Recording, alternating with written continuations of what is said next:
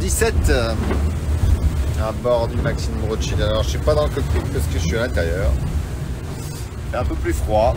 Je vais aller dormir là. C'est bien actif depuis 24 heures là. 48 heures. Beaucoup de manœuvres. Un vent très instable qui passe de 20 à 30 nœuds tout le temps.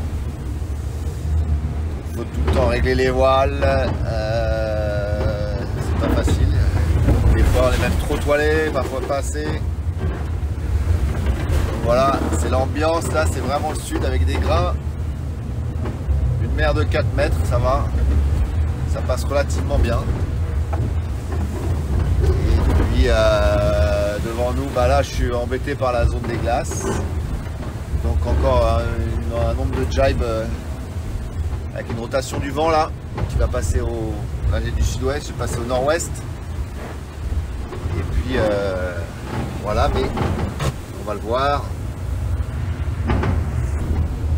Voilà ma route.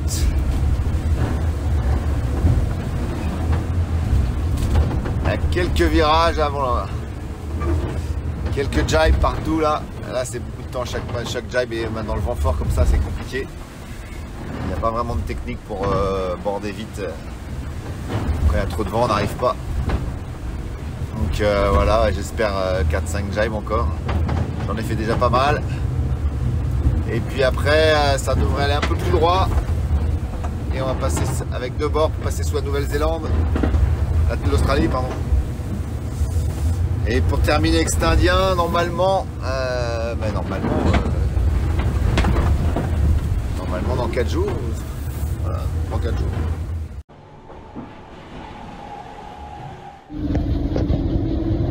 Ouais, c'est ma fenêtre quand je déjeune.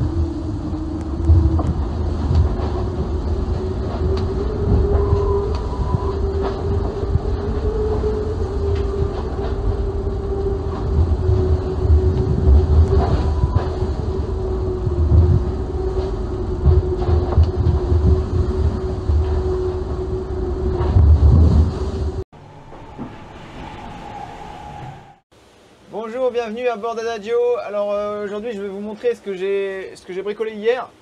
Voilà, pour ça il faut que je descende dans la soute. Hop.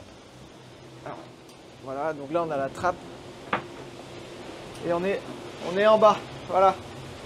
Donc en fait il y a à bord il y a deux moteurs. Un ici derrière cette grande trappe. On peut le voir. Pas facile de le voir. Hop. Voilà.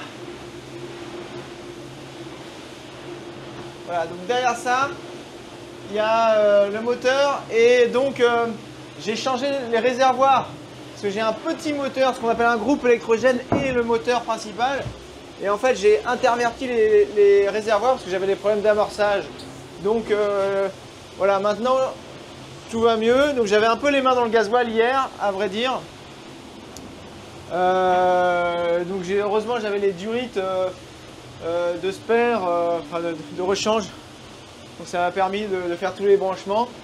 Je peux vous dire que le gasoil, c'est pas bon. Hein, j'ai dû siphonner et c'est pas bon. C'est un peu gras.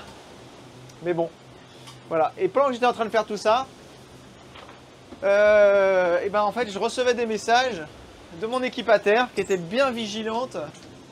Et ça fait plaisir parce que depuis la terre, ils ont vu que je ralentissais bizarrement. Ils m'ont dit tiens, qu'est-ce qui se passe? Je ne les avais pas prévenu que j'étais en train de bricoler. Et David, le routeur, me disait bah, là c'est bizarre, t'es pas rapide, tu peux faire un tour du bateau. Et effectivement, j'avais une bâche dans le safran central. Donc moi en bas, évidemment, les alarmes et tout ça, je les entendais pas. Et même cette bâche n'était pas perceptible avec les alarmes de performance.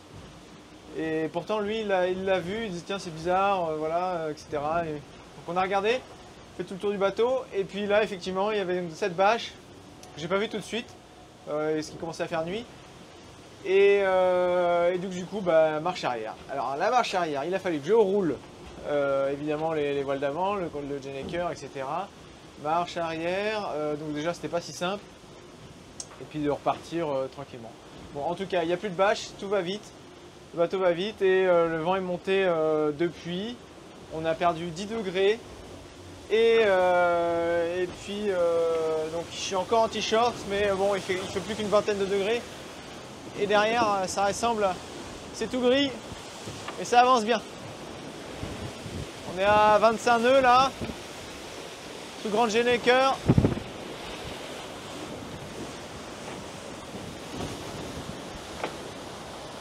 Voilà, sous le Grand Genac et ça glisse bien avec une mer relativement plate. C'est même en train de s'orienter et je pense qu'on va avoir 48 heures assez sympa là. Voilà. Bonjour. Comme vous pouvez voir sur la carte, on fait route vers Capton. C'était pas la première idée de base. La première idée c'était de se rapprocher de la zone de vent calme justement entre moi et Capton pour pouvoir effectuer des petites réparations.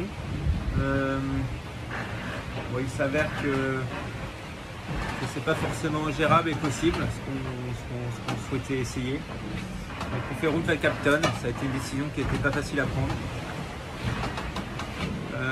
La météo n'est pas forcément très favorable pour relier Capton très rapidement. On va être un peu moins de 3 jours. Et je devrais retrouver toute l'équipe, une bonne partie de l'équipe pour remettre le bateau en route. Donc c'est-à-dire enlever le foil qui nous embête, qui est vraiment beaucoup endommagé et qui est toujours en un bloc. Et qui freine énormément le bateau et qui donne des à-coups à haute vitesse qui soient soulevants ou au vent. Donc c'est pas forcément très sécure pour la suite des 3 océans qu'on doit encore traverser, entre l'Indien, le Pacifique et la remontée de l'Atlantique. Donc voilà, on va hâte de retrouver l'équipe, on va mettre le bateau en route et puis poursuivre l'aventure. Allez, merci de votre soutien et merci de vos messages.